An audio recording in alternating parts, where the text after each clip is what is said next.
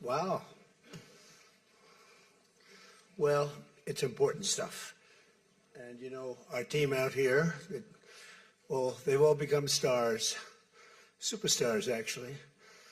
But we want to thank you very much. We've had a tremendous time and I think a great success. And we just concluded a very successful NATO Summit here in Turkey. And I want to thank President Erdogan, who's really a great man. He's a great leader. He's a friend of mine, been a friend of mine for a long time. He's a strong person, a very strong personality, and that's why he runs such a successful and good country, and really a great, I would say, a great country. Militarily, he's very powerful. People leave him alone, but he's really done a fantastic job. And from the moment we got off the plane, you look at the airports were beautiful. They built a new terminal for our arrival. Everything was beautiful. And so I just want to thank President Erdogan, who's done a fantastic job in Turkey. And I also want to thank NATO Secretary General Mark Rutte. Mark is an extraordinary person, smart, great leader. It's not easy leading so many leaders like that. You get a lot of leaders and they're strong personalities, every one of them. And Mark does an unbelievable job. Couldn't find anybody better. I just want to say there was tremendous love in that room. The press got to see the sitting, but they didn't get to see the speaking. And I actually said, it's too bad the press couldn't see this, because every one of them spoke for a little while, and I spoke for a little while. And it's a lot of speeches. We kept it short, but it's too bad the press couldn't have seen what we were doing in that room, because it was very smart people, and they have a lot of good in their heart, not evil, good.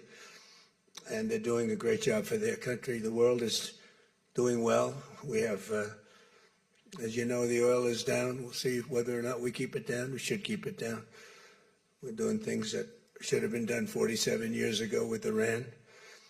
And I just want to say that throughout my first term and over the past 18 months, the United States has led a historic effort to dramatically increase the defense spending and to have equipment that no other country in the world has. When you look at Venezuela, when you look at Iran, essentially demolished their military in a couple of weeks. They had a good military, they had a good Navy, they had 159 ships, everyone's at the bottom of the sea. They had hundreds of airplanes, they're all gone. They're all lying burned up on the runways. They were totally decimated, their radar's gone. Everything's gone, their leaders are gone, frankly. And their combat capability is pretty low. They have a small percentage of missiles left. They have some of the missile launchers left, call them launching pads, but most of that's been destroyed too. So we have the strongest military in the world by far, not even close, everybody admits that.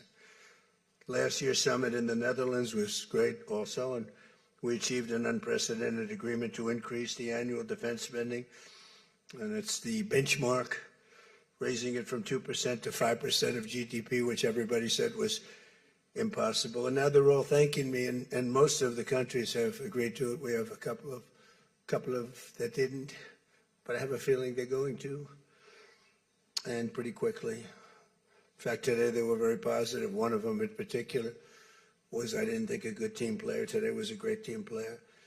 As all of the leaders understand very well, the United States remains by far the largest contributor to NATO, monetarily and maybe otherwise, and the strongest military anywhere in the world. And they respect us as a country. Again, they didn't respect us 2 years ago.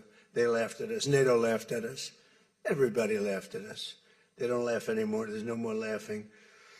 This year we invested a record $1 trillion in our armed forces, and we're going to be asking for $1.5 trillion coming up. We have the money being spent on the best equipment anywhere in the world. In the working session this morning, we discussed the progress other members are making toward the 5% target, and they're making great progress. Many of these countries are very rich, by the way. We don't have to feel sorry for them. But it doesn't mean they're properly protected. There's a big difference. Some have truly answered the call, and others are making big changes and will be answering the call. I think I can say in all cases they're going to be answering the call. And we'll be taking in over $1 trillion a year toward defense. And that's a tremendous amount of money. It's a big up. They were at 2%. They were actually at 1%. I got them to 2%. Then I wanted to get them to 5%. And we got up to 5% the last time. And they're, just again, if you could have seen the respect and the love in the room, and it's love really for the country, for our country. I don't want to say me because you'll say, oh, he's so conceited. He's such a conceited person. But they do. I mean, they like the job I'm doing. They said,